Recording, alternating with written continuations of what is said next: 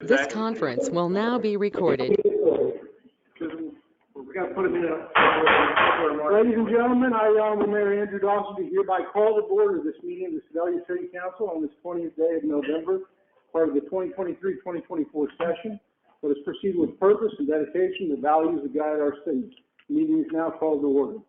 First item on our agenda is prayer, followed by Pledge of Allegiance. Chaplain Matson, you have the floor. Would you rise as able and join me in an invocation? Let us pray.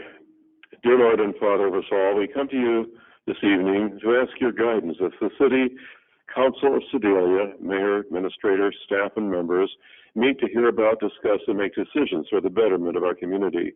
We are grateful for their dedication and service to our citizens. We ask your protection for all of our first responders, police, fire, sheriff, ambulance, EMTs, hospital staffs, all who work 24/7 to serve and protect us, often at their own peril. And tonight we especially have Life Safe Awards for Greg Smith, who's captain, Kyle Rupi, engineer, Tim Borden, firefighter, and Tony Turner, firefighter, and a special regional award for crisis intervention in the police for the police department. Special blessing for these servants of this community. We are grateful for the United States of America, our constitutional republic, for which so many thousands have fought and died to create and preserve for these 247 years. We ask your blessing and protection for all military and civilians serving our country today, both here and abroad, as they protect our way of life from threats from without and, more sadly, threats from within. As we celebrate Thanksgiving Day on Thursday, let us be truly thankful for this great country, this political freedom and religious freedom that so many countries do not enjoy. Let's say a special prayer for our country. And now, as we leave tonight, please protect us and our loved ones. Keep us from harm until we meet again. And all this we pray in the name of our risen Savior, Jesus Christ. Amen. I pledge allegiance to the flag of the United States of America and to the republic for which it stands, one nation, under God, indivisible, with liberty and justice for all. Roll call, please. Robinson. Yes. Oldham is absent. Marshall. Here. Bogus. Here. Hiller. Here. Cross. Here. Foster. Here. Bliss. Here. All right, first item on business we have is a public hearing regarding the annexation petition submitted by Highway H Properties LLC. This is for the property located at 65 Highway and corner of H. So we'll go ahead and open this public hearing. Anybody who has any public comment, if they'd like to, regarding this matter, step to the microphone. You have 3 minutes to go ahead and give public comment for or against that. Having heard none, we'll go ahead and close the public hearing. Up next, we have a proclamation. This is with regards to the 50th year anniversary of the municipal building. Director Simmons, do you want to say anything with regards to this?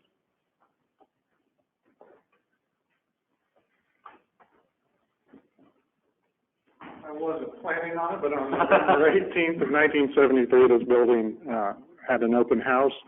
The community flooded the building that day. We had marching bands in the front lawn. The Masons dedicated the building with their cornerstone.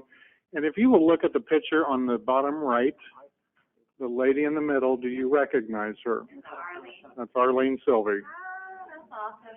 So we wanted to throw that up to you. To her left, well, her right, our left, is Shirley Collins.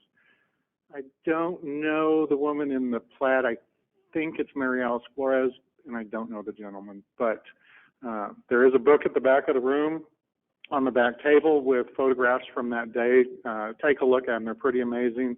You'll recognize office equipment. You'll recognize people. But it's been 50 years, and this building is now eligible to be considered historic. So just wanted to let you all know about the big celebration. We were planning one, but I don't think anything will match the excitement of a new open building. So, thank you. Thank you, Director. All right, we'll proceed with the proclamation. As is the custom, we proclaim by reading the proclamation. Whereas the city of Sedalia Municipal Building has stood as a symbol of civic pride and governmental service for half century, serving as a cornerstone of our community's progress and development. And whereas this landmark structure has been a hub for local governance, a center for public engagement, and a testament to enduring values that define our city. And whereas the Sedalia Municipal Building has been a witness to the growth and evolution of our community, adapting to the changing needs and aspirations of the people it serves.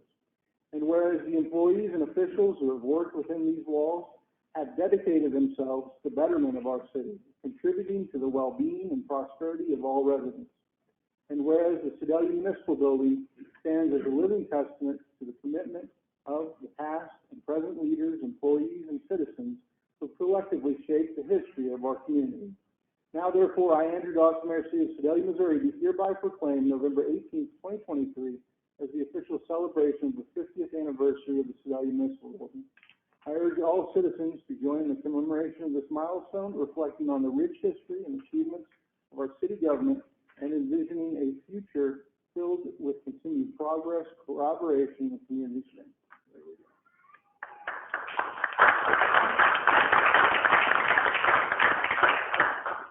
Okay, so we'll go ahead and move along. We have some special awards. First is our life-saving awards. Chief Irwin, you have the floor to go ahead and present those. Good evening, everybody. If I could have firefighter Tony Turner, firefighter Tim Borden, driver engineer Kyle Roop, and Captain Greg Smith come forward, please.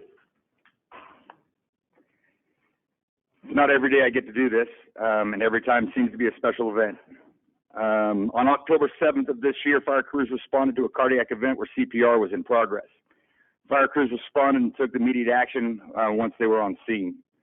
Through all four members' training and quick action, as well as the actions taken by Sedalia PD and PCAT ambulance, the outcome for this patient was a positive and successful. Some would say that this is just part of the job. Many would even say that this is what we do. I would agree that yes, it is part of their job and this is what they do. But these four gentlemen have done what many can never say they've done, and that is save a life. It is through their dedication to serve, their dedication to training, and their dedication to professionalism that changed a possible negative outcome into one of celebration. It gives me great honor and it gives me great privilege to stand here next to these individuals and congratulate them on a job well done and award them one of the highest honors that can be bestowed to them. That is a Life Save Award. Their award reads in part, for actions taken while on duty, which led to the saving of a life. Without the training, experience, and teamwork, the outcome may have been completely different. These actions are recognized in this commendation and should be a benchmark for all others to follow. Firefighter Tony Turner. Congratulations.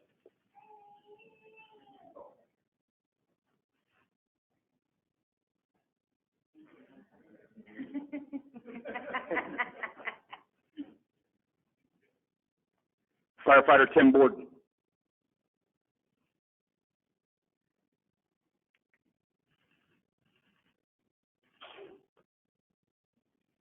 Driver engineer Kyle Roop.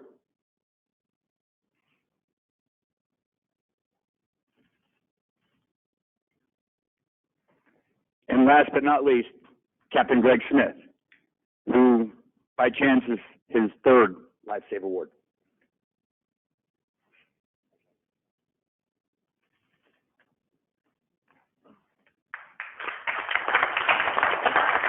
Congratulations, gentlemen.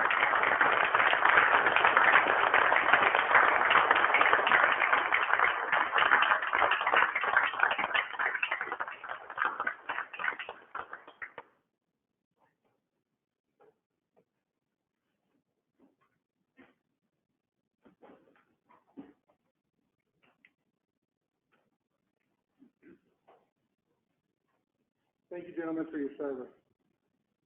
Up next, we have the Crisis Intervention Awards. We'll invite up Chief Wirt to go ahead and present that.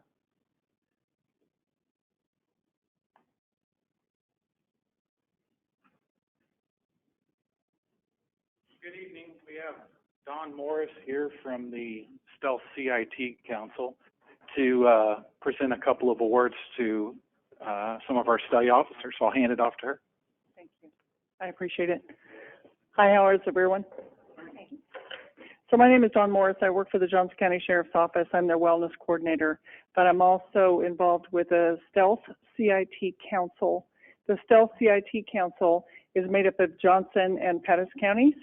And so we, on behalf of the Stealth CIT Council, we've been able to recognize some of the officers that have done really well in regards to their interactions with people who are in mental health crises. And that's why I'm here. So we'd like to recognize Officer of the Year, Mark Cherry.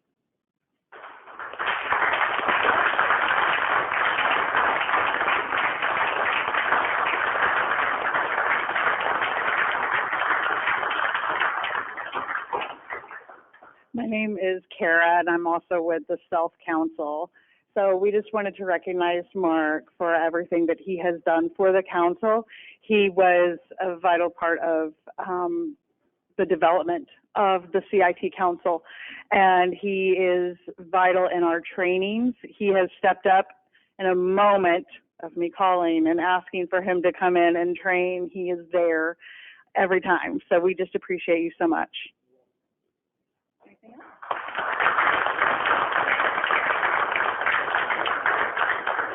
So without Mark, I couldn't have done what I've been doing with the council. So I'm greatly appreciative of Mark and what he's done. So thank you. We'd also like to recognize Joseph McCullough. And Joseph has been nominated by Nathan. And Nathan says about Joseph that he has done such a really good job in picking up in regards to a lot of mental health cases and refers them off to the CDHL. So he's so very grateful to be able to have that reach out and helping people. So we want to recognize Joseph, please. And Joseph is a CIT award winner. Joseph.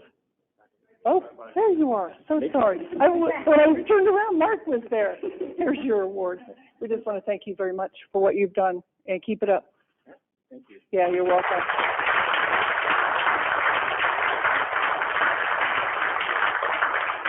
We appreciate the opportunity to be able to recognize them here. So thank you very much for that opportunity. Thank you, Chief.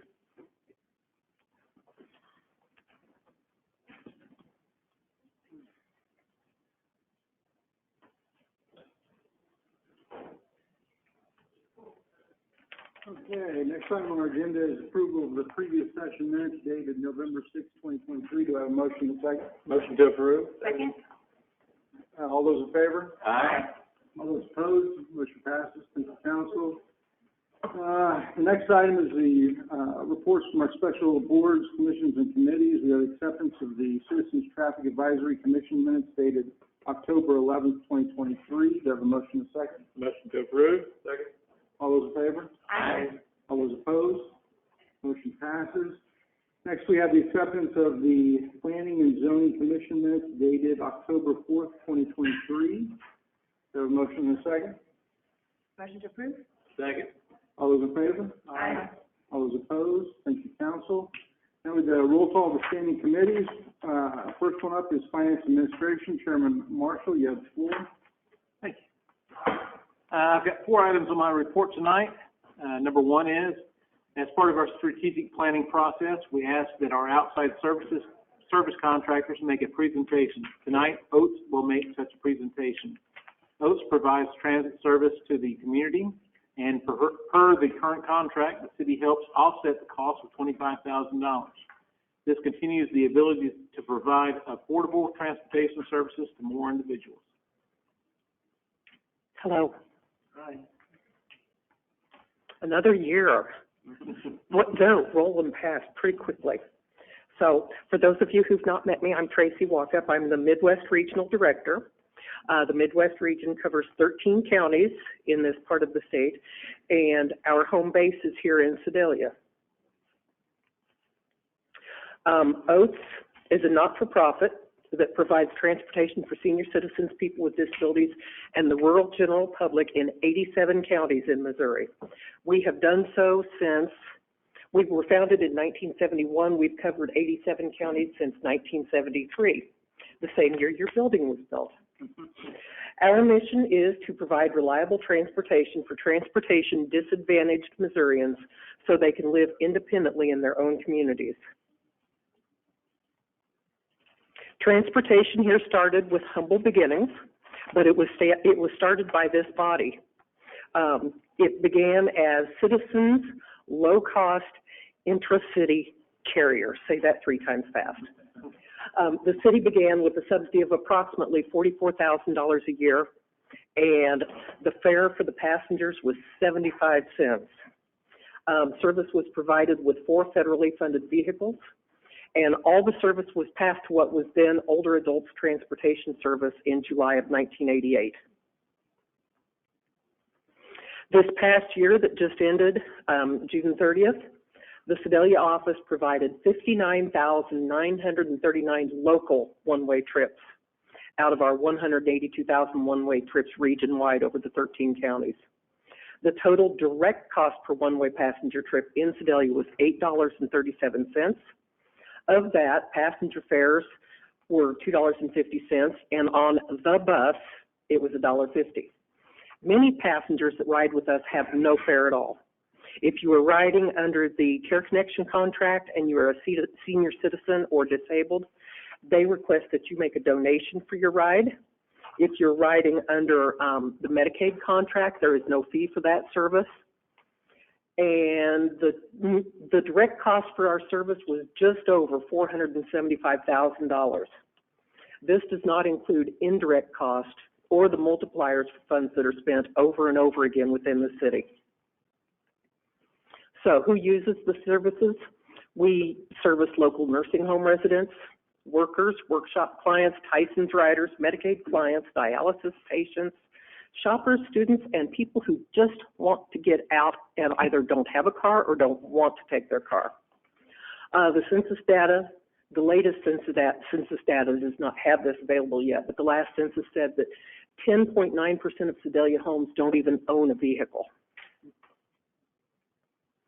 Oates community involvement here in Sedalia. We participated financially in the depot renovation. We've been there since 2009, and we currently make lease payments to the city for the use of the building. We have annual participation in the Missouri State Fair along with other promotional events. The bus celebrated its 24th birthday this year. We provide the Pettis County Community Partnership with approximately 600 $5 punch cards each year for them to give out to low-income residents so that they can ride the city bus for free. We also have significant local employment in the area. I did a count today, and as of today, this very minute, we have 19 local drivers and 13 local office staff. Our average hourly rate for our hourly employees is $17.18. Never as high as we want it to be, but significantly better than years past. Our proposal for fiscal year 2023-2024, or how the sausage is made. We are maintaining our fares at the same level they've been at for many years. We use our contracted transportation to match federal funding, which is 50%, and so we have to come up with another 50% to match that. We use federal funds, and the city of Sedalia provides $25,000 operating subsidy, which is just under 50 cents per trip that the city is subsidizing. And this results in approximately $500,000 of direct operating costs affecting the local Sedalia economy. The future of public transit in Sedalia. Because of funding coordination, Sedalia stands out because not very many rural communities have 6-day-a-week service. We start around 4 a.m. and we run until 6 p.m. Increasing needs. The first-year baby boomers are nearly 80 years old now. And not to give away my age, but those of us born the last year of the baby boom are going to turn 60 this next year. So there is a lot of future need for public transportation. There is always an ongoing concern for funding uncertainties, But over the past couple of years, the state legislature has gone back to levels that we had not seen since early 2000s. So when you see your local state legislator, please thank them for remembering public transit and helping to subsidize a very great need that's out there. Our greatest need right now is vehicles, vehicles, vehicles. We are going into the 2024 model year, and the last new vehicle that rolled onto our lot was a 2019. We're running our vehicles far past what the Federal Transit Administration says is their useful life, but we can't get our hands on them. We've been promised that there are some minivans and some transits coming in before the end of the year. We certainly hope so, because we have vehicles out there now that have close to 300,000 miles on them, twice their double life, twice their useful life. On top of that, the new vehicles are now estimated to be 20, 30, 40% more than what they were originally budgeted because of the shortages. So, always a challenge. Last but not least, Sedalia's public transit system is something to be proud of. With 42 years of city support, and we are very proud to be your partner. And I dug into the archives, and I found these photos that I wanted to share with you. These are from the 1974 Missouri State Fair. The top one is a group of our volunteers with Miss Missouri State Fair, and the bottom one is Oats vans and Oats drivers down here in Sedalia promoting Oats. Thank you for your support through the years. Does council have any questions for Director Walker? Having heard none, thank you, Director Walker. Thank you. Thank you. Next, our Finance Director, Jessica Pyle, will provide an update on major trends in tax revenue collection. So we are looking at numbers from September sales tax, the net sales and use tax for fiscal year to date, which is the second chart of numbers. Year to date, the sales and use tax is up over the prior year of over $222,000 or 1.9%. We had budgeted a 4% increase. So I'm comparing those two numbers, fiscal year to date, our budget variance, we're off by $249,000, and that's growing month over month because we're trending down now in sales tax. Next month in December, we should be reporting marijuana tax. If you remember, voters passed the 3% sales tax on marijuana, and those retailers should have begun collecting that in October, and so we should receive a deposit for marijuana tax in December. Franchise tax, in the chart you can see the increase over the prior year of almost $434,000, and that includes the charter settlement that we talk about month over month that we received at the beginning of the budget year for the streaming video class action settlement, and that was over $377,000. The additional $50,000 is due to electricity tax, which was down the last couple of months, but increased over last year in this last month. Transportation taxes are higher fiscal year to date due to gasoline taxes, which is up 13.3% over last year. We had seen vehicle sales trending higher, but that has flattened recently. And then property tax payments, we have collected more fiscal year to date, but the bulk of those payments will come in December and January, so we'll see that revenue probably greater than the prior year in December and January. Any questions? Any questions, Council? Thank you, Director Pyle. Thank you. My third item is a resolution and an ordinance for a budget amendment and quote.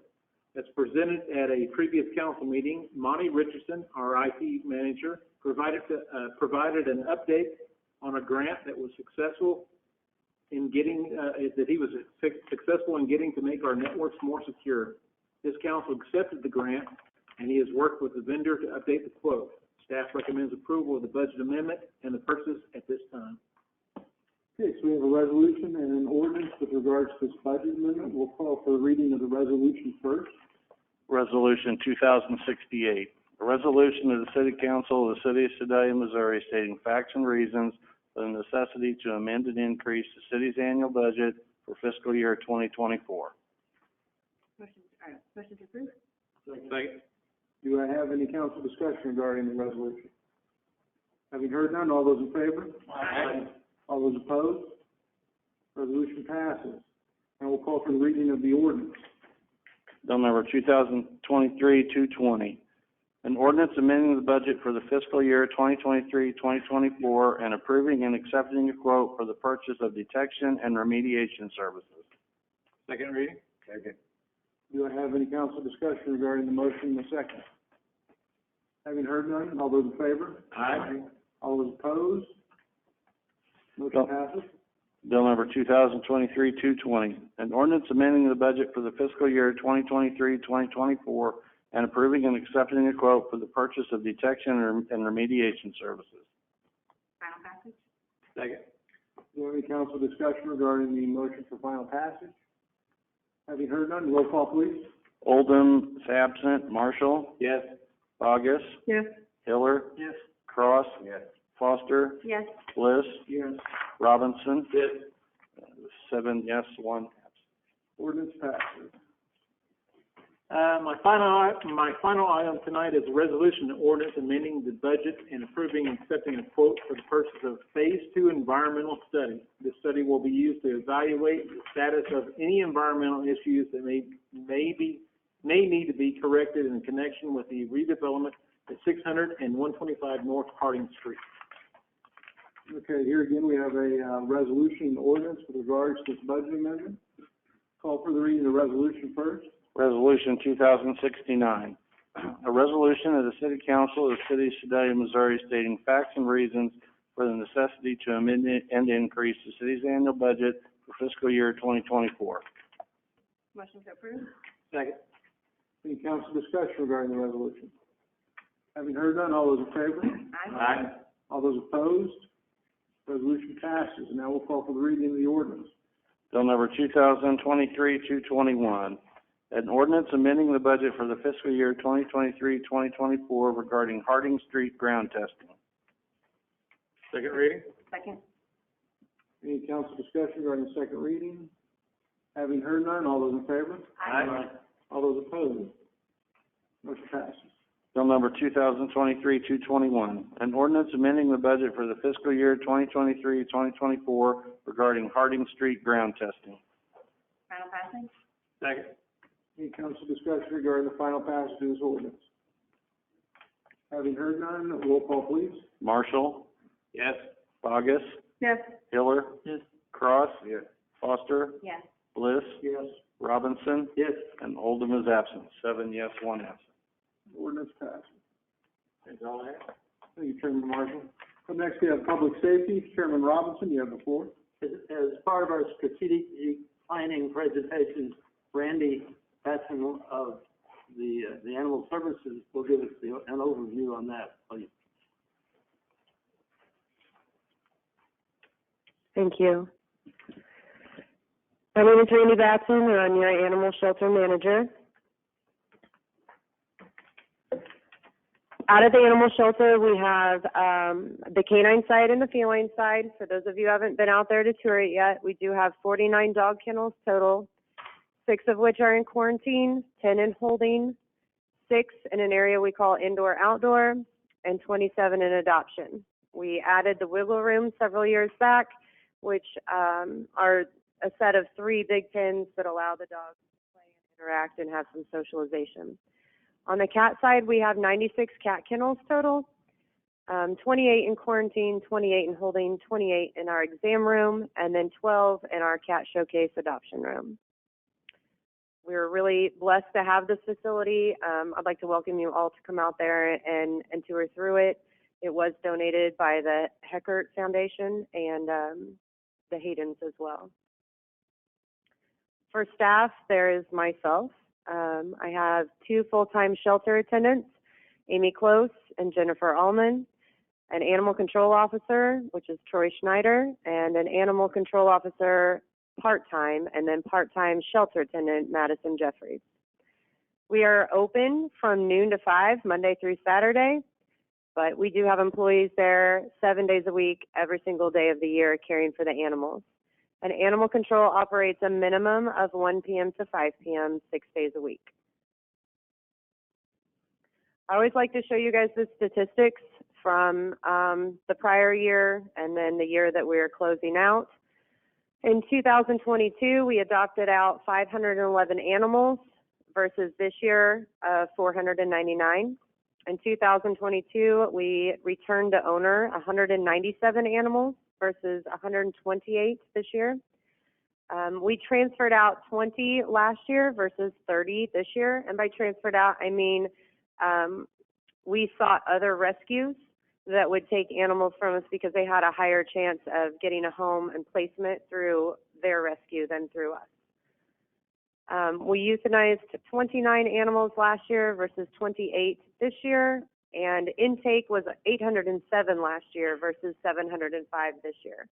And when I say last year and this year, that's not obviously the whole year. It's November, but I compare January 1 until November, I believe I did November 12th this year. And I did that for both years so that it's comparable apples to apples. So in my goals for this year was to improve the walking trail. The mowing kind of needed to be gotten on top of, and the property has been maintained by the parks. It's mowed, it's beautiful, it's back on track again, and construction on the entrance has started. So we had a couple projects planned for that, but we did finally get the trail entrance started. Electronic citations were a goal, and they were really a goal for 2022, but they were not fully up and running until 2023. So in 2022, there was 129 citations issued.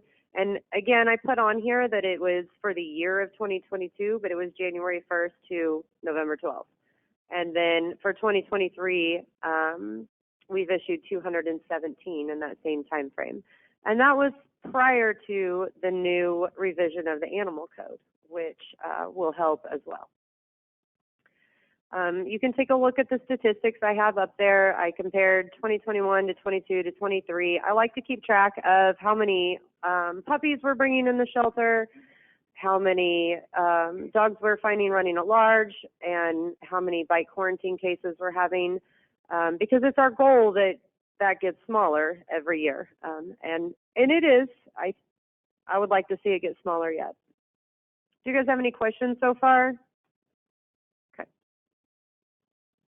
So some of the highlights from 2023, we took in several hoarding cases, and as you noticed in the statistics, it showed that we've taken in 100 less animals than we took in the previous year. Part of that is due to taking in some massive hoarding cases that had dogs that need to be socialized before they became choice adoption animals. Part of it also was due to our flooring situation that we have had to shut down and empty the shelter several times throughout the year. We started construction on the trail. We held a rabies and microchip clinic at the shelter. We had the return of Bark in the Park this year.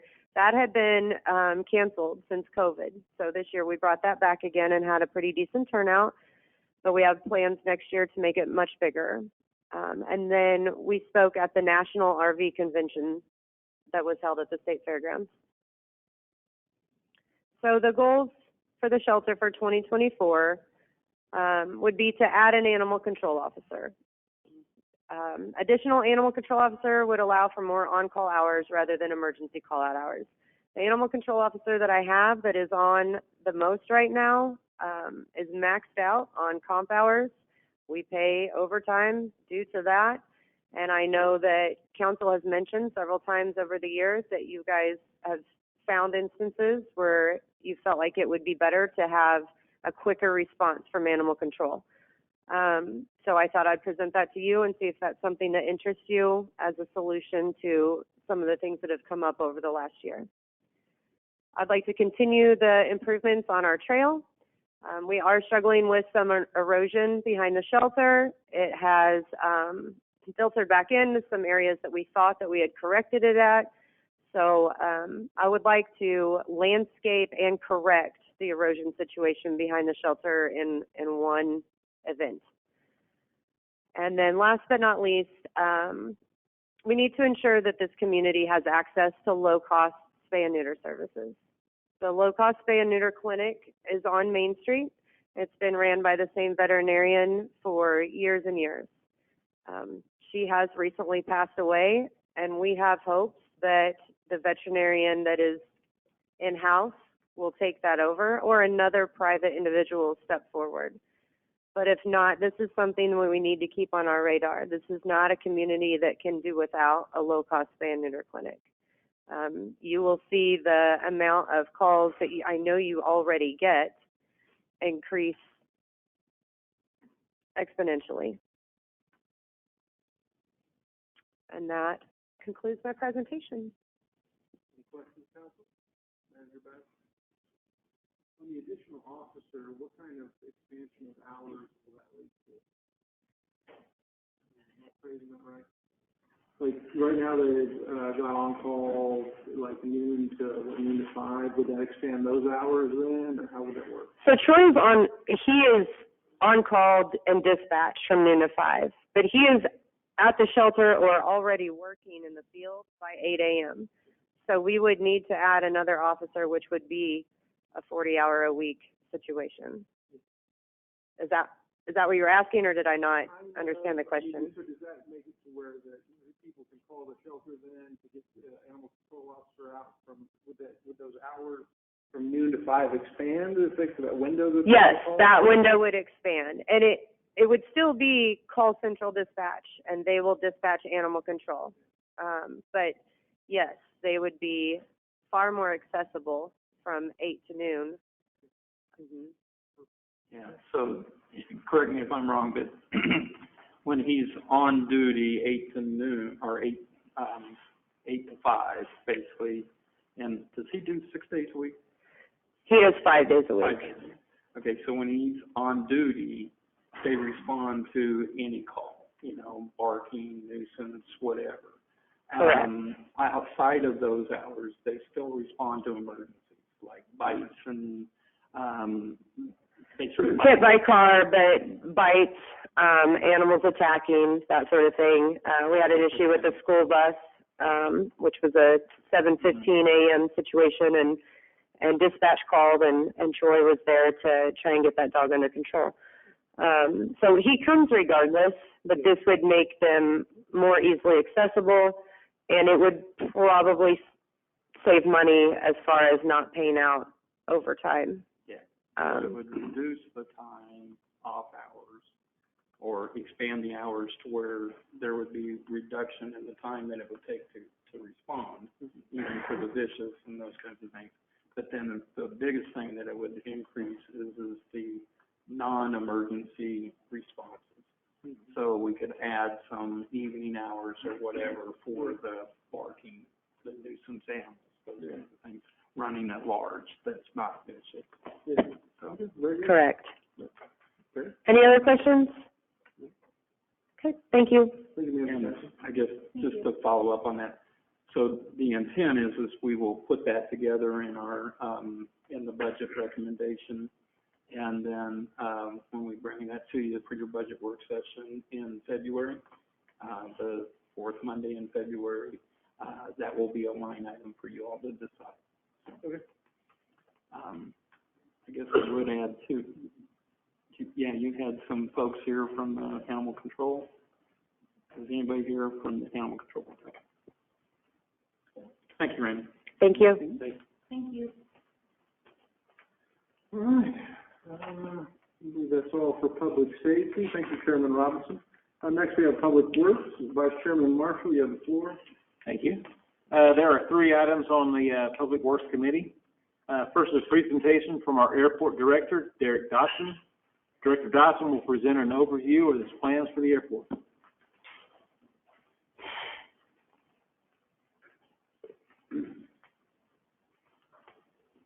Hello. Hello.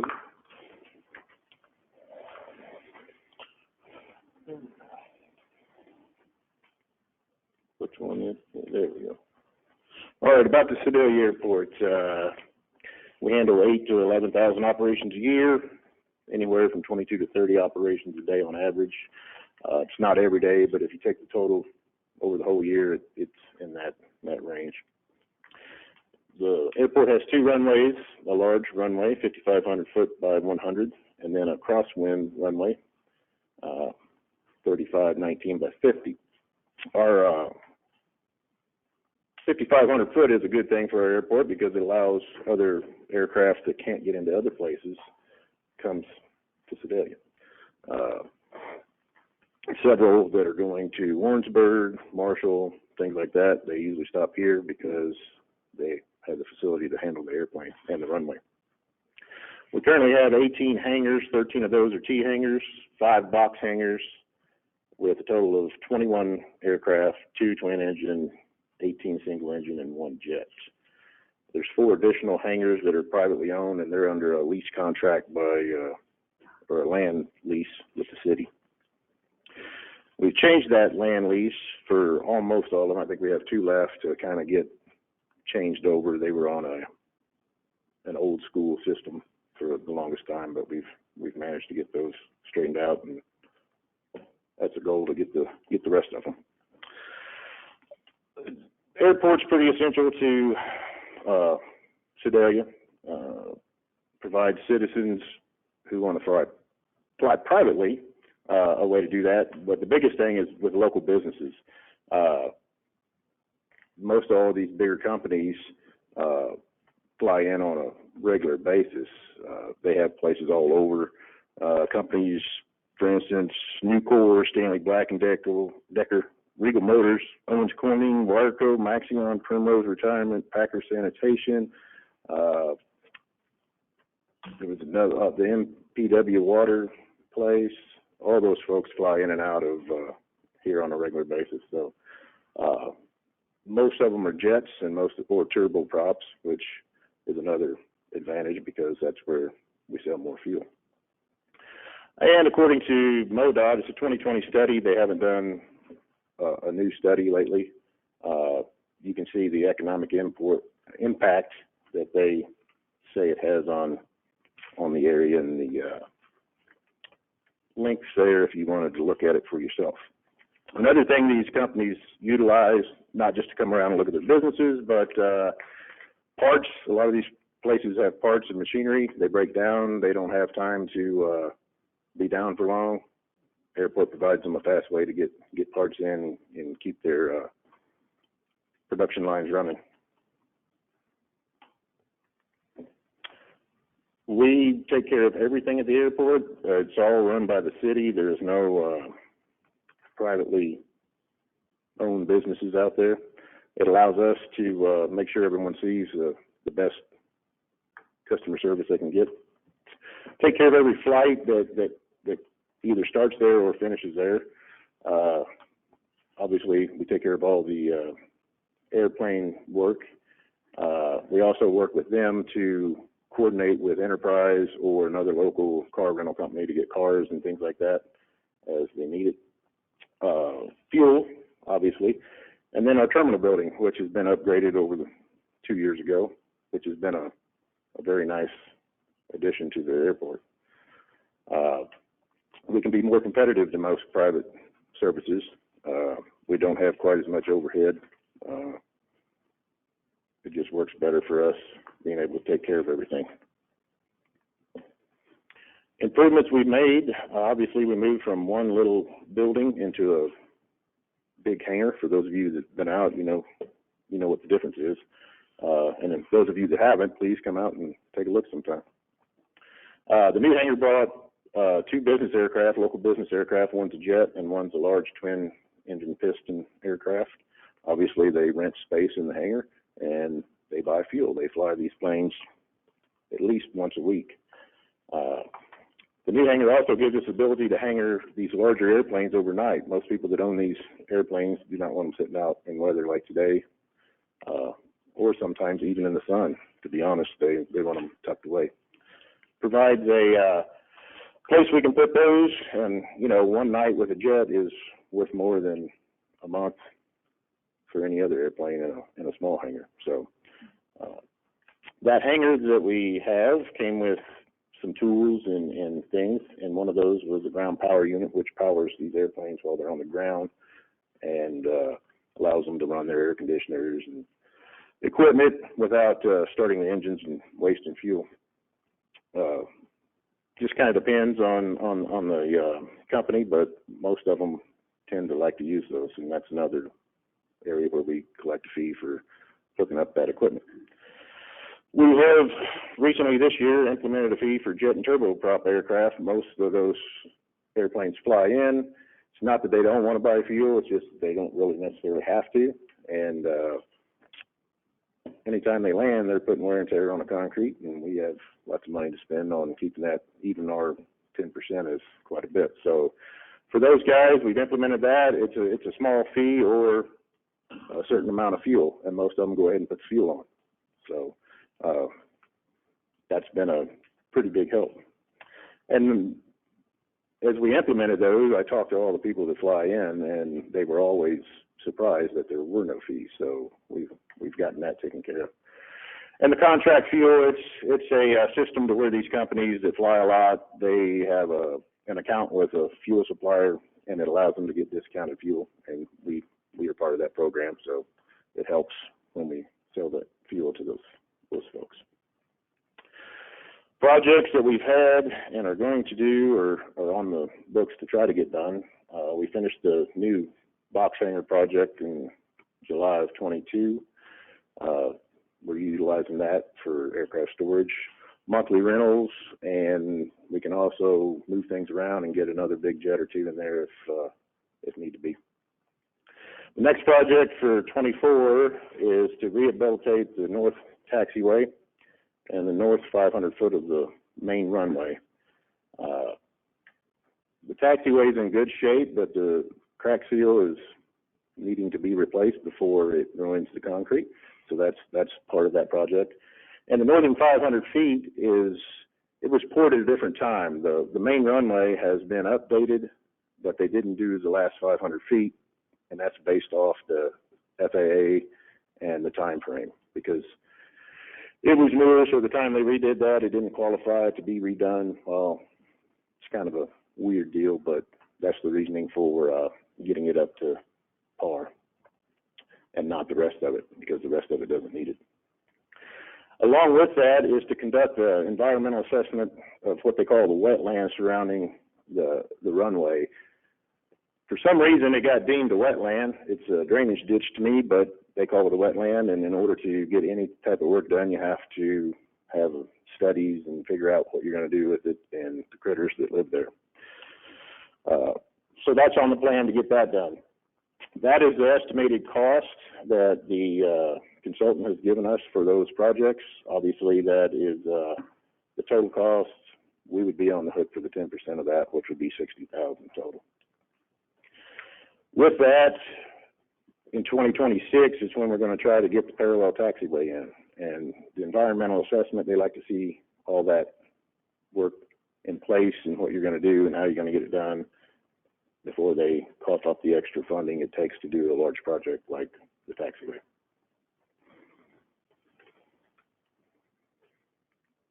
Other small projects we have around the airports: upgrade fuel farm to be compliant with state regulations.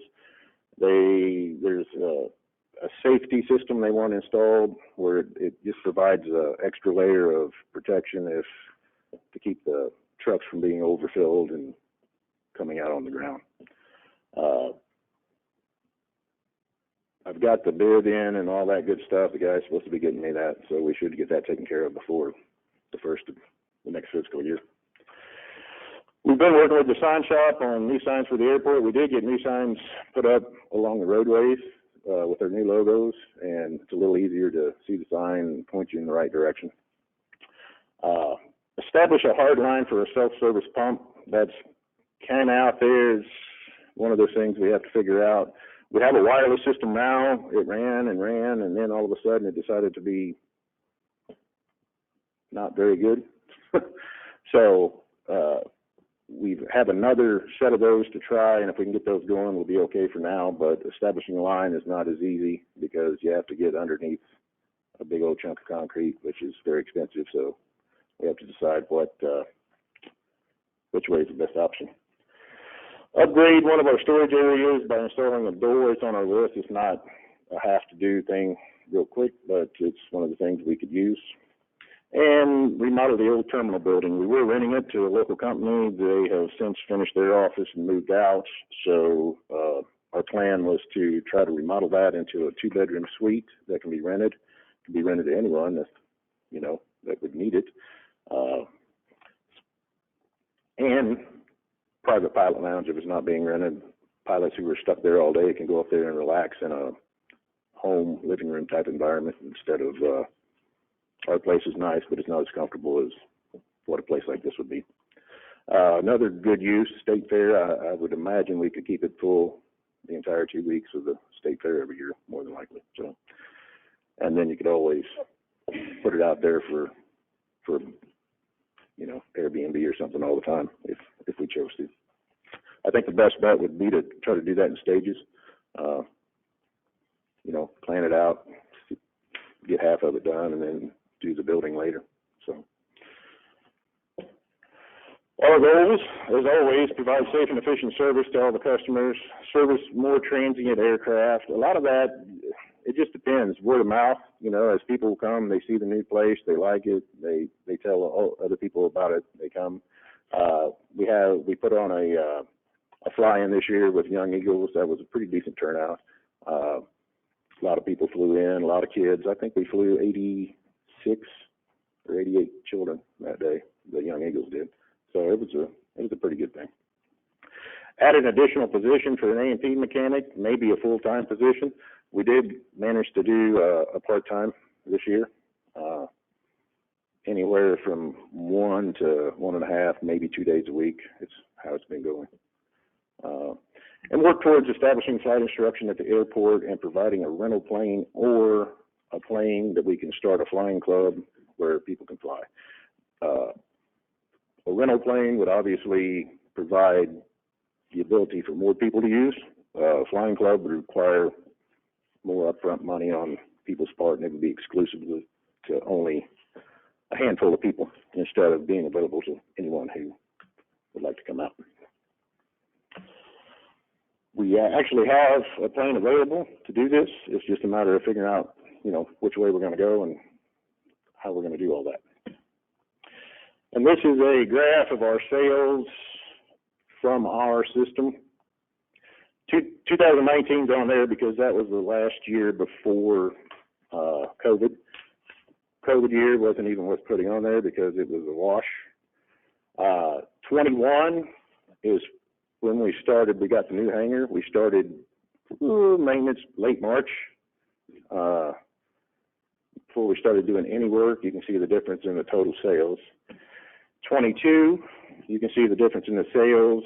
I don't have parts in maintenance on 21 because I didn't have a good system to track it, and it's not a good way to get the numbers.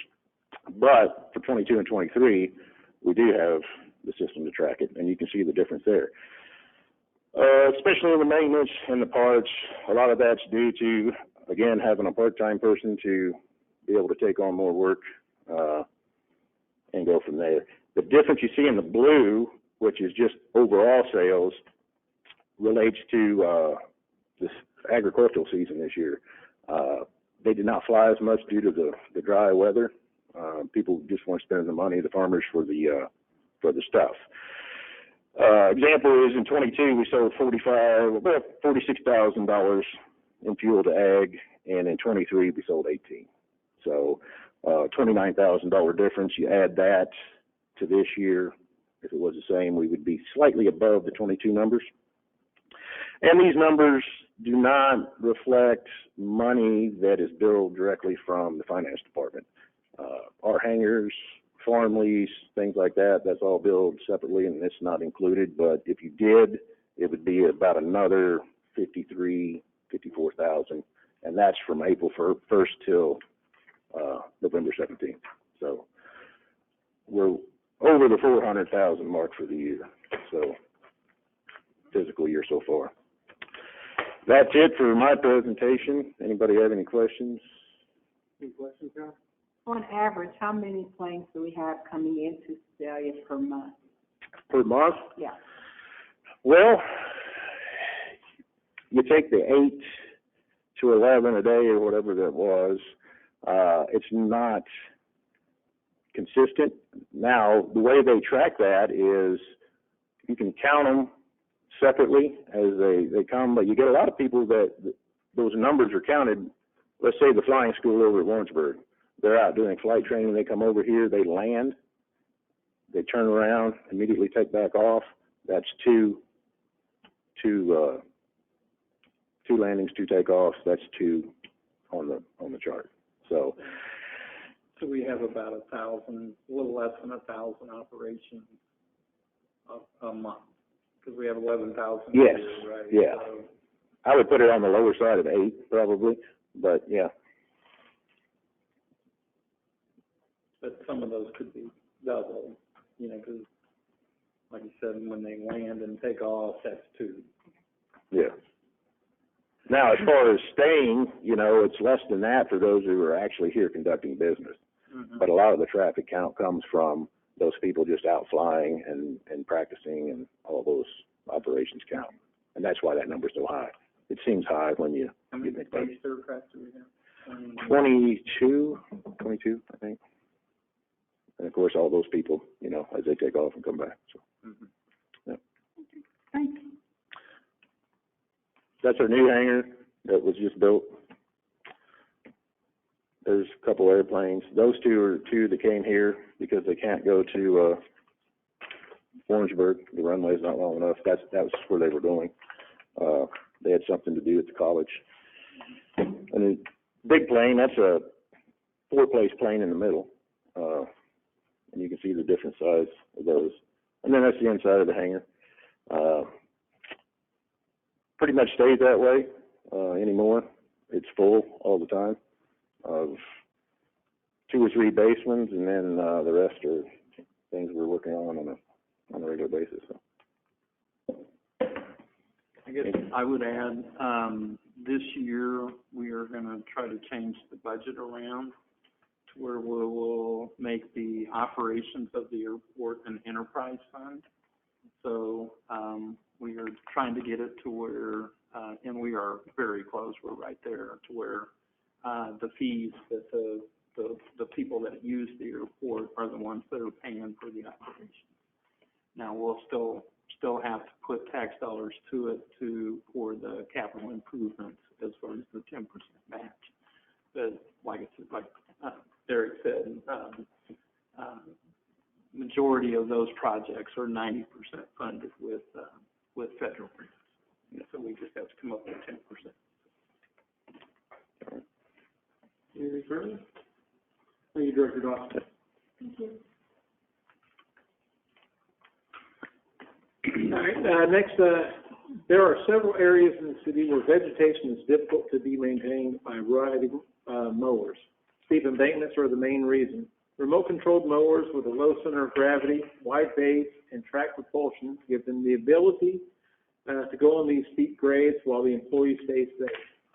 The purchase of this mower is not on the adopted budget, but there have been other purchases that came in under budget, insufficient amounts to cover the cost of the remote-controlled mower. All right, we've got a ordinance in relation to this purchase. I have, let's call for the reading of the ordinance first. Bill number 2023-222, an ordinance approving and accepting a quote for the purchase of an RC mower to be utilized by the street department. Second reading? Second. Any council discussion regarding the second reading? Having heard none, all those in favor? Aye. All those opposed? Motion passes. Bill number 2023-222, an ordinance approving and accepting a quote for the purchase of an RC mower to be utilized by the street department. Final pass. Second? Any council discussion regarding the final passage of this ordinance purchasing the RC mower? Having heard none, roll call please. Bogus, Yes. Hiller, Yes. Cross, Yes. Foster, Yes. Bliss, Yes. Robinson, Yes. Oldham is absent, and Marshall. Yes. 7 yes, 1 absent. Ordinance passed. And the final item is, as discussed in previous meetings, adding staff to the Public Works Department will provide a more timely and better controlled product. This position was approved by the council and has been filled. To make them more efficient in their duties, we need to add a vehicle for them to use. Staff has located 2 used trucks that are heavier duty than needed. These vehicles are better suited for managers as service vehicles. This would then free up light-duty trucks for use for the new personnel. All right, we have a resolution and ordinance in relation to this budget amendment. We'll call for the reading of the resolution first. Resolution 2070. A resolution of the City Council of the City of Sedalia, Missouri, stating facts and reasons for the necessity to amend and increase city's annual budget for fiscal year 2024. Motion to approve. Second. Any council discussion regarding the resolution? Having heard none, all those in favor? Aye. All those opposed? Resolution passes. Now we'll call for the reading of the ordinance in relation to this budget amendment. Bill number 2023-223, an ordinance amending the budget for the fiscal year 2023-2024 regarding water department truck purchases. Second reading. Second. Any council discussion regarding the motion, second reading? Having heard none, all those in favor? Aye. All those opposed? Motion passes. Bill number 2023-223, an ordinance amending the budget for the fiscal year 2023-2024 regarding water department truck purchases. Final passage? Second. Any council discussion regarding the final passage of this ordinance? Having heard none, roll call please. Hiller. Yes. Cross. Yes. Foster. Yes. Bliss. Yes. Robinson. Yes. Oldham is absent. Marshall. Yes. Bogus. Yes. 7 yes, 1 absent. Ordinance passes. That is all from the Public Works Committee. Thank you, Vice Chairman Marshall. Up next, we have Community Development. Chairwoman Foster, you have the floor. Thank you. I have 3 items this evening, and the first of which we will be hearing from John Simmons, our Community Development Director, and Devin Lake, our Chief Building Official. They will continue with this year's presentations of strategic planning. Good evening, and I'm going to give the community development strategic plan. I wanted to start with this slide that kind of demonstrates it's about community. It's about the citizens of the community planning and providing the vision for you as council members to paint the community. What are we going to look like? What are we going to be? What do we look like now, and where have we been? So with that, the Community Development Department is made up of the development area, which covers neighborhood revitalization, business development, the comprehensive plan, historic preservation, 353 redevelopment, downtown development, planning and zoning, and real estate management. Building services is covered by Devin Lake, Chief Building Official, with 7+ employees, and they focus on code enforcement and the building department. Community development, on this side of things, I kind of liken this to a vehicle. We're driving this vehicle, you all are steering, we're going forward, we're seeing where we're going. Staff is inside that vehicle going, is everything running correctly? Are the wheels still on the ground? And then we look in that rearview mirror and see where we came from. So we're going from the past and into the future through this department and through your actions. With commercial development, that's about business recruitment and how does our commercial districts, how do we develop commercially? What do our citizens want? What are the retail offerings that we need in the professional services? We also look at neighborhood revitalization and housing initiatives. I'm going to show how this is all knit together.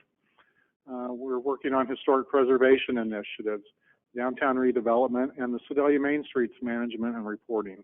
We'll touch on that briefly. The incentive programs that you direct as council, what is it that you all want us to be able to provide to these businesses to land in Sedalia or to stay and retain the jobs in Sedalia? We also are focused on planning and zoning. Are we using the land correctly? Are the right businesses in the right places?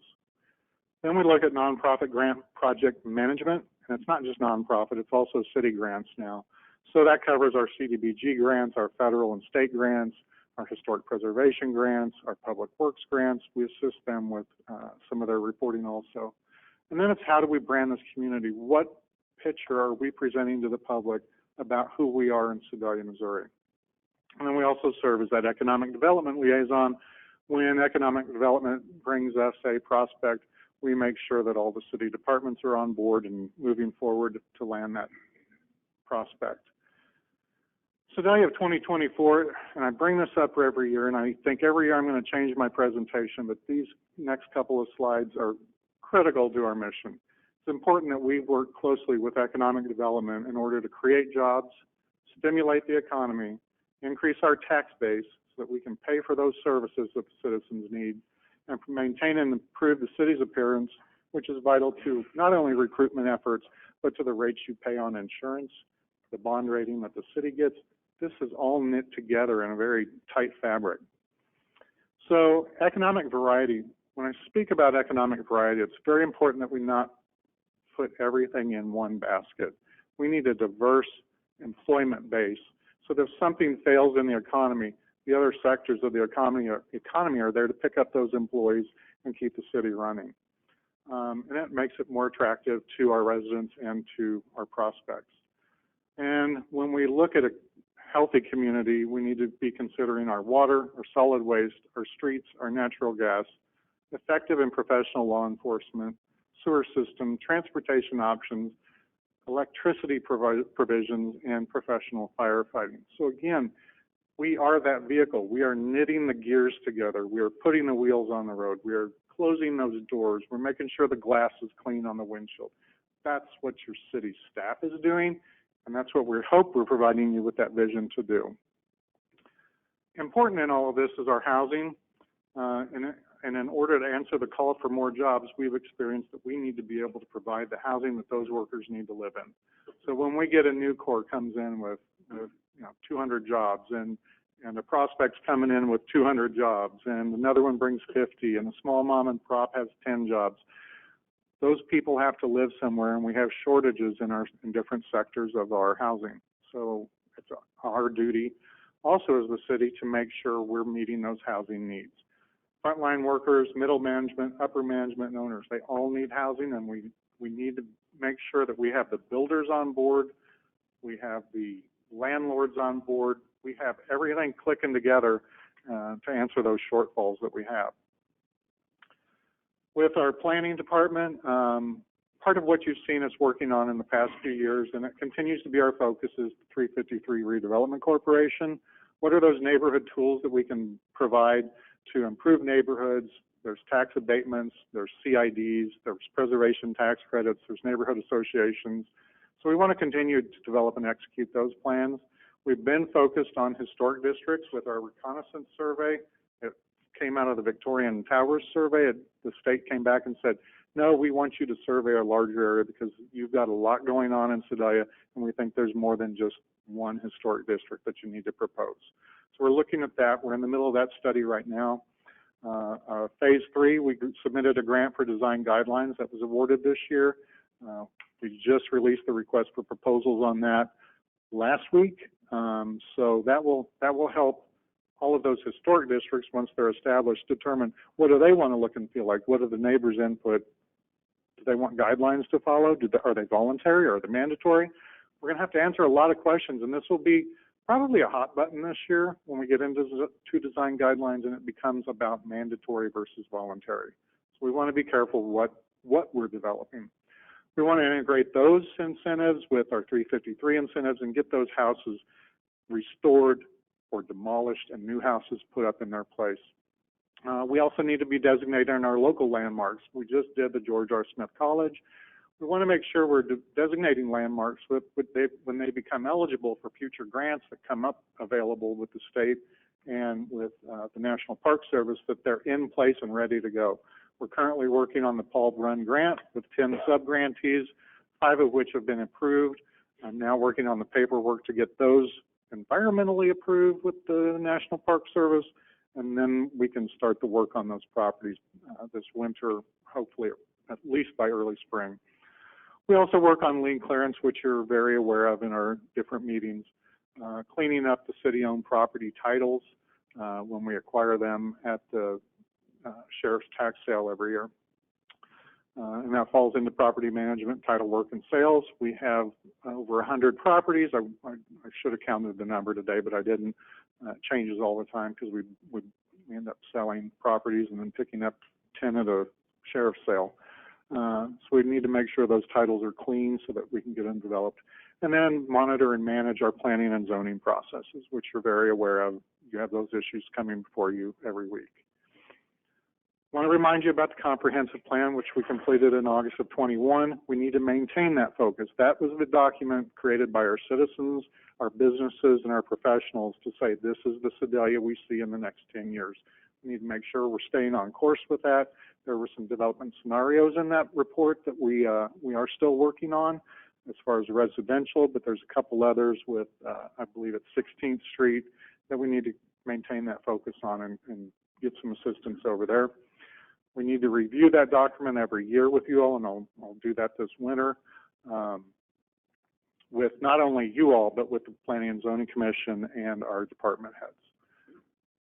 Focusing real quick on downtown streetscape, we need to remain focused on the cleanliness, sidewalks, alley lighting, and depot connections. We need to be looking at our wayfinding signs and downtown parking lots. How do we designate so the public knows where to park, et cetera, et cetera. But wayfinding signs are important. I bring those up every year in the strategic planning process. We just finished year 2 of 2-year project for the Missouri Main Street PEP grant. Joe Lee just wrapped that up on Monday evening last week, and we are an affiliate program. We were aspiring. We're now an affiliate. We successfully became the first city-led initiative for a Main Street program in the state of Missouri. So we want to focus on continue to build that program. You did that with the CBCD ordinance change, creating Main Streets Sedalia. That's plural. Jolie reports on that quarterly. We need to maintain that branding focus. They provided in that PEP grant how to brand downtown along the same lines of our Let's Cross Paths branding and how to integrate the two. So we need to stay focused on that.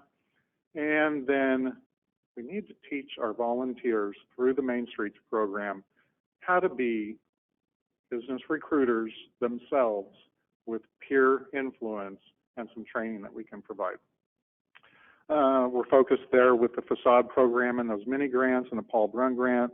Joe Lee's in the middle of some key special events that we do each year with the Christmas season. Not only the Thanksgiving night events, but shop local programs, gift your city. Anything else? Tons of stuff coming up. So she does those special events. We're trying to figure out to continue developer attraction. We've had the trust building back online, which is amazing. And then we have the Christmas lighting and events. So for 2024 coming up, we need new and continued special events. There's all those events that happen downtown. That's not a comprehensive list, but those are the big ones. Gift Your City, Small Business Saturday. And then we need to look for those public-private partnerships like we did with Harry Hofert and Freedom Alley, just across the street from the Fresnel Pavilion, another public-private partnership. So our initiatives and goals coming this year, we're grants focused right now. Those increased grants require more attention to detail on them. So we've got the CDBG Historic Preservation Grant, and Historic Preservation, we've got the Reconnaissance Grant, Design Guidelines Grant, Paul Brun Grant. We're assisting the Parks Department with the ARPA Tourism Grant. We're turning that over to Amy, but I'll still assist her with the nuts and bolts of that. And then the Downtown Facade and Engineering grants that we grant to our business owners downtown.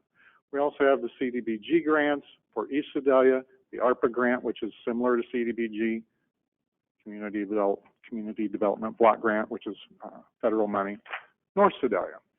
There's also the TAP grant. So we assist Public Works with those nuts and bolts that they need in this grant administration. We need to reactivate wayfinding. You know, I keep going to other communities and figuring out, oh, that's the way to the hospital. That's the way to the park. That's the way to downtown. We need to stay focused on that. That wayfinding project is about 10 plus years old now. There's still pieces of it that we need to do. We always need to assess the Katy Trail and how we use it, and then manage all of that portfolio of real estate that the city has. So, as I segue over to Devin, as I lead from being the planning side of this and over to the practical application of public safety, just want to remind you all that we need to be developer friendly, easy to get your project moving. We use that one-stop approach, get everybody at the table. What does your project need? Make sure everybody knows what they're looking at before we get into those projects.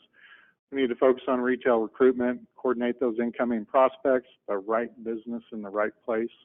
That's the same as land use in the city, the right dwelling on the right parcel in the right place, and continue to be the industry liaison. So developer friendly, facilitate the ease of opening and sustaining business, be efficient, fast, and practical, assess the barriers and overcome with collaborative assessment and decision making. And we do that through the Development Review Committee, combining the city with the infrastructure providers biweekly. Hallmark of all of that is communication, communication, communication. All of these grants, everything we're doing in community development is about communication. Devin, it's all yours. Do you have any questions for me at this point? Because now we're going to get into, we built all of it, how do we keep them safe? Yeah, John, on Yes. the developer friendly picture, do we have, or do you believe something put into place that would be beneficial for a builder incentive? We're homes here in Sedalia. We need Yes. homes. We need developers to come in and do that.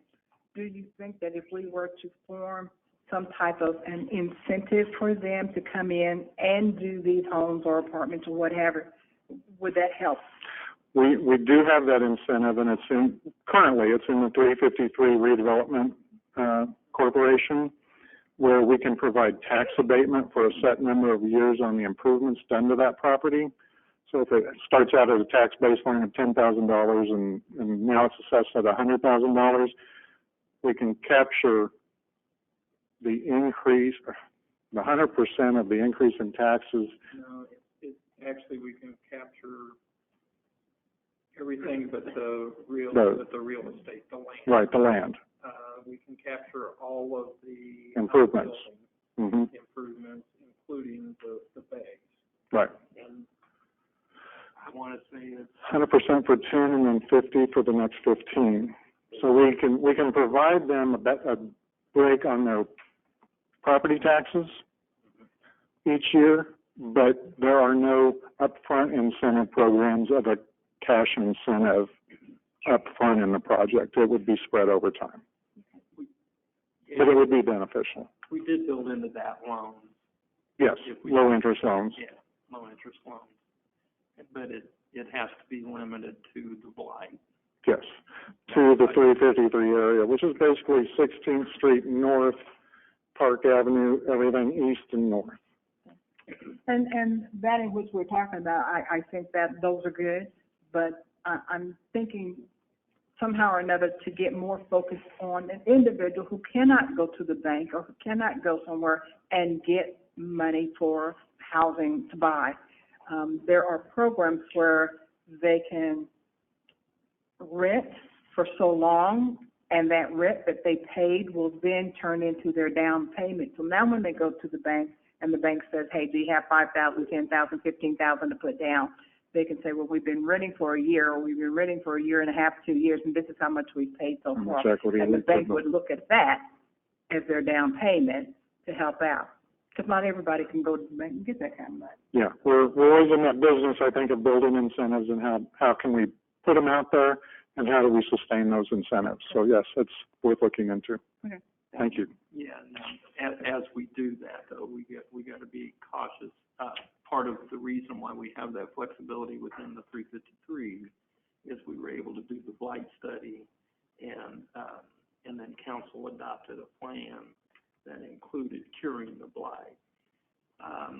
We have some difficulties in being able to do some of the things that you talked about by showing the public purpose.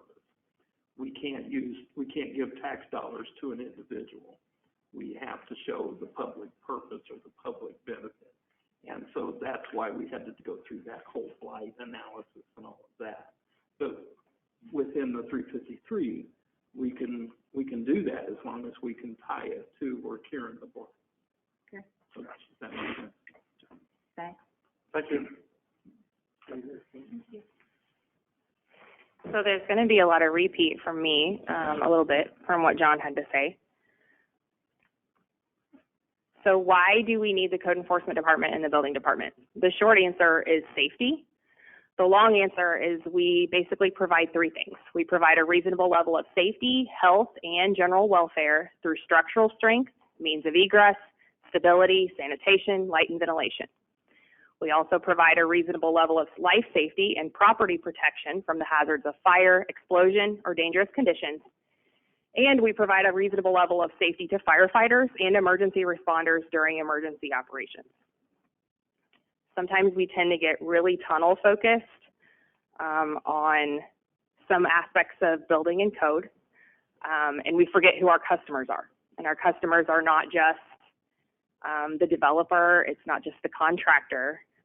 We have a lot of customers. Our customers include homeowners, landlord and tenant situations, people who visit our community, the emergency responders, the developers, the designers and engineers, the inspectors that go inspect that work, all the economic prospects that come to Sedalia and want to develop here, the utility companies that provide utilities to those buildings, the contractors who build them, the community agencies in town, and the business owners and employees who work there.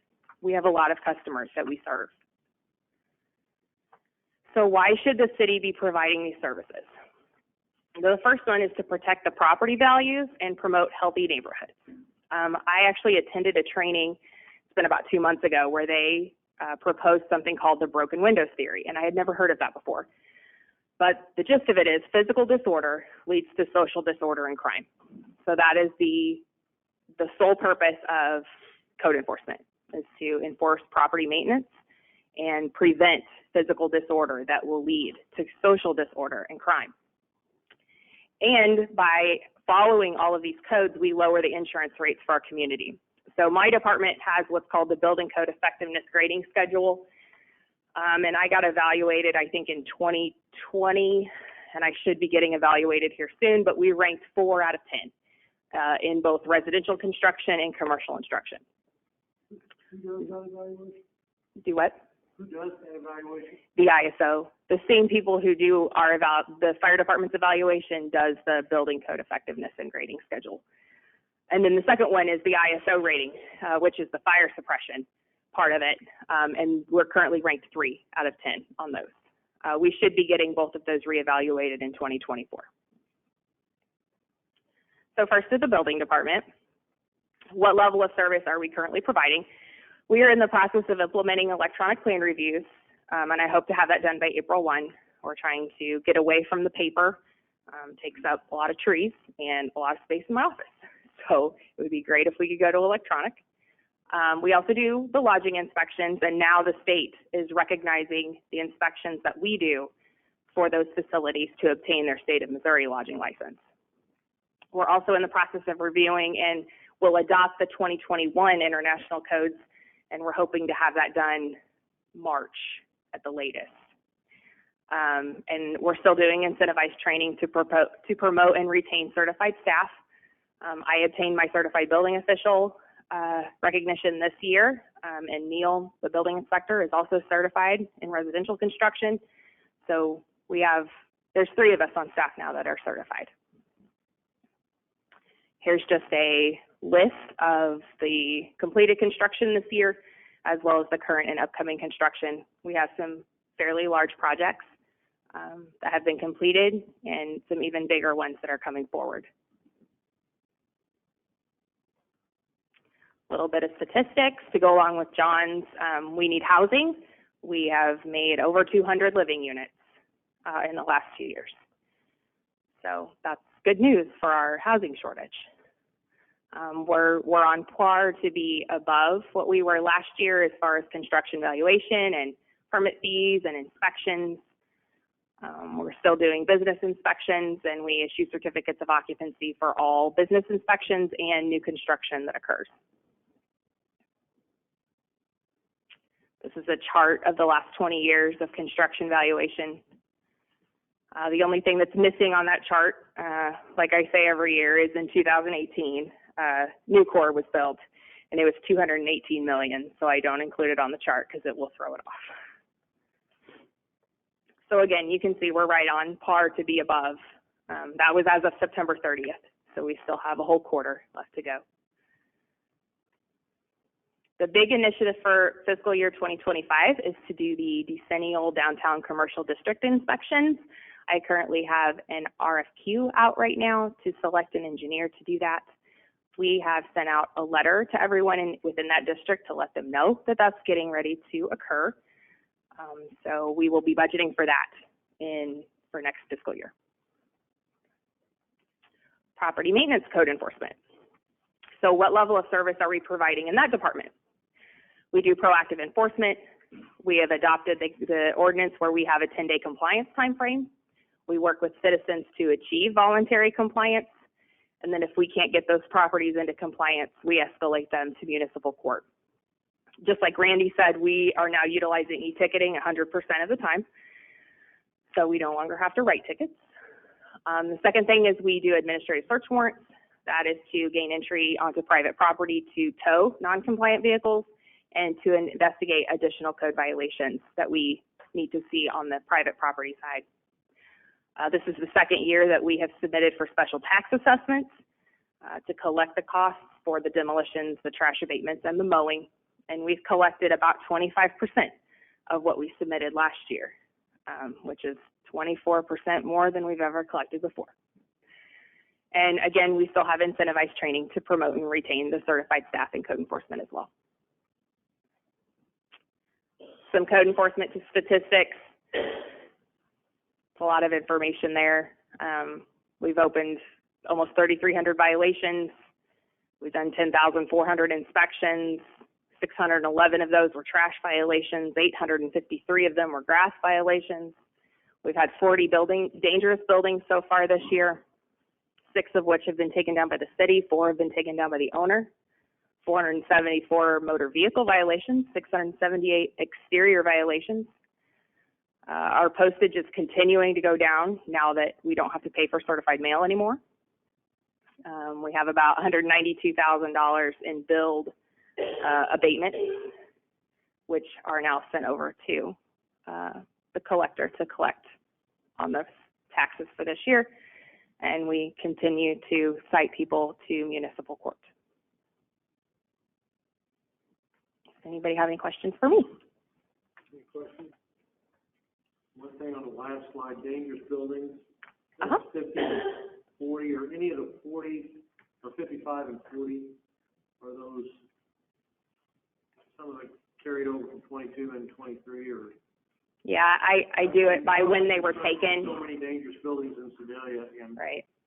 So there are some carryovers into 2023. I know you probably don't know. No, those are by when they were taken to Board of Appeals. So there were 55 taken to Board of Appeals last year. Those are new buildings, you know. Yes.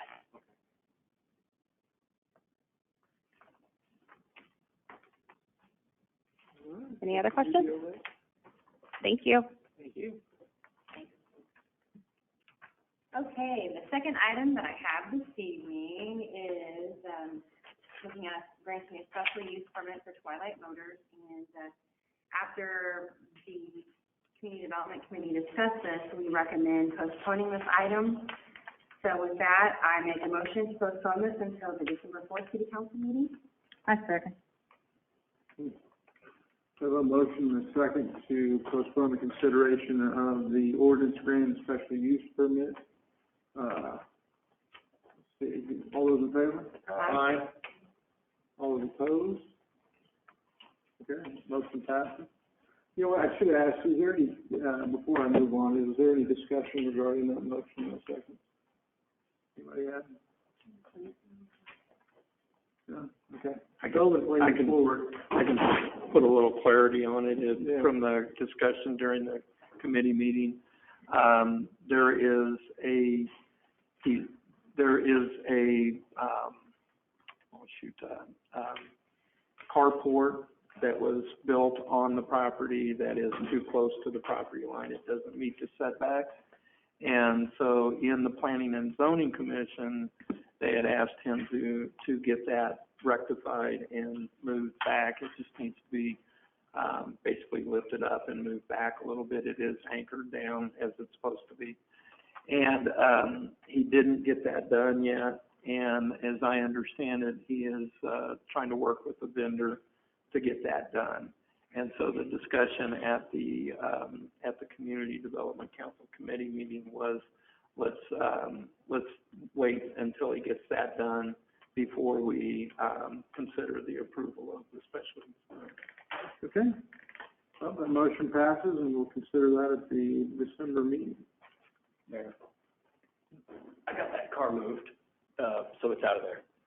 The building, I'm still waiting on the people that actually built it to move it, so I can't move it. But, what day in December? 4th is the next council meeting. Okay, thank you. Okay, the third item I have for this evening is a master services agreement for aerial photography, photogrammetry for PDA Eagle View. So in September, council accepted a quote for providing aerial photography and photogrammetry for our geographical information system. There was some confusion in the quoted amount, though. Staff had interpreted the quoted total of $225,900 to include all 3 flyovers during the 6-year period. However, upon closer review and discussions with the vendor, the amount we interpreted for all 3 was in fact stated as per project, and the vendor's intent was that a project was each flyover. With this clarification, we do not believe the increase in resolution for the county areas is justifiable. Resolution was for 1 inch inside the city limits and 3 inch for the rest of the county. Therefore, we propose to the county and the vendor to use the lower resolution of 6 inches, and they agreed. Staff has worked with them to negotiate a master services agreement, and they recommend approval. The total is now $305,199 over the next 6 years. All right. We've got an ordinance regarding this matter. Call for the reading of the ordinance. Bill number 2023-224, an ordinance authorizing a master services agreement for aerial photography services. Second reading? Second. Any council discussion regarding the motion and second for second reading? Having heard none, all those in favor? Aye. All those opposed? Motion passes. Bill number 2023-224, an ordinance authorizing a master services agreement for aerial photography services. Final passage. Second? Any council discussion regarding the final passage of this ordinance? Having heard none, roll call, please. Cross. Yes. Foster. Yes. Bliss. Yes. Robinson. Yes. Oldham is absent. Marshall. Yes. August. Yes. Hillis. Yes. 7 yes, 1 absent. Okay, next item on our agenda, and thank you, Chairwoman Foster, is any miscellaneous items from the city council or city administrator.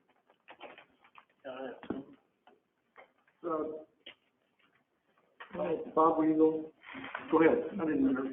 I'd like to call Chief Wertz. Can you come up to the podium, please? I'm not gonna walk down there.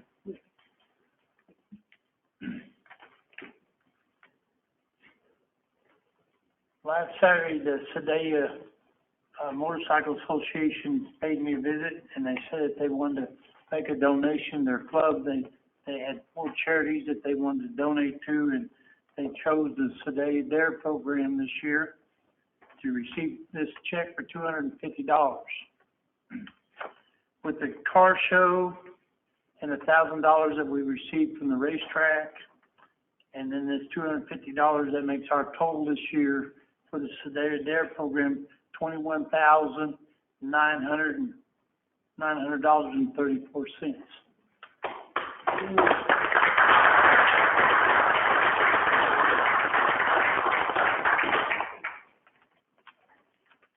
Any other item? I was just gonna say, remember, Thanksgiving, coming up, the Vernells always do a wonderful job of providing, that, choreographed fireworks. If you've not seen that, it's a wonderful display. Come down after Thanksgiving, I don't want to say the time, but it's before sunset, and then, if I don't know it, but check it to make sure, but it's a pretty quick event, but it's a wonderful display. See choreographed music, fireworks at the top of it. 7. Would you know, Jill, the time, would you talk about the company? So people can mingle downtown anywhere like from 6:45 to 7. They'll have one of the dance troupes doing the Nutcracker and costume inside the Hotel Bothwell. So they can go in and visit and take to. So it starts at 7. Okay. And there's several downtown businesses that are staying open specifically that night too, so you can do some shopping. Thank you. Anyone else? Isn't it the same night that, you can drive through Liberty Park as well? Mm-hmm. They're starting that. It's open now, though. Have you been to the park? It's pretty now. I saw it tonight. It's lit up and it's beautiful. It looks great. I'd like to introduce our newest director. Director Yates, Fred Yates, has joined the team on the 15th, last Wednesday, right? As our asset management director. And so if you haven't got a chance to stop by and meet him personally, please do, and welcome him to the team. So. Welcome aboard. Yay.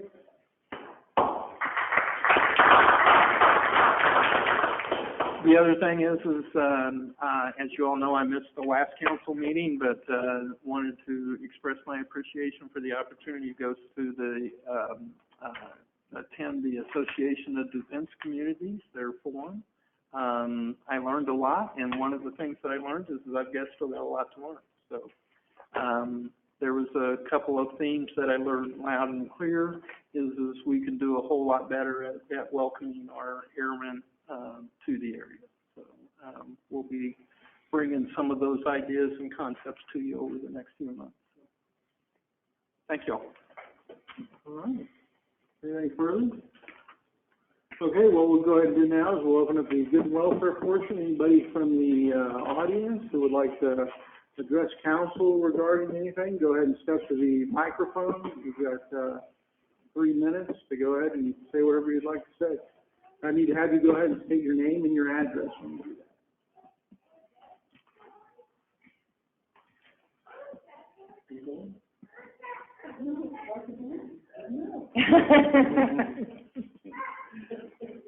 Other than the senior center, the Christmas tree auction off this year. Go to the mic, girl. Go to the mic, do your job.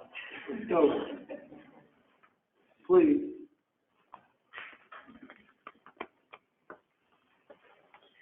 Renee Vance, 19813 Tanglemuck. As representative for the Sedalia Senior Center, I would like to officially cancel the Christmas tree auction for this year. Our supplier, this is not a good time to get the pre-lit for free. We'll get them after Christmas. So next year, I would love to see the council sponsor one tree. Sure. Thank you. Mm-hmm. Thanks, Renee. Anybody else would like to address council? Okay.